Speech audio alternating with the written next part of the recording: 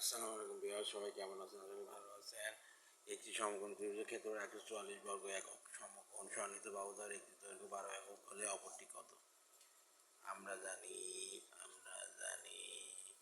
সমকোণী সমকোণী ত্রিভুজের ক্ষেত্রফল সমান সমান হাফ ইন্টু সন্নিহিত বাহুদ্বয়ের গুণফল বর্গ একক।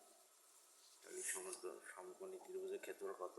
144 সমান সমান হাফ ইন্টু 12 ইন্টু অপর বাহু। দেখতে পারি মান বসাই দিলাম, মান বসাইয়া তাহলে 6 কেটে যায়, তাহলে অপর বাহু সমান সমান 144/6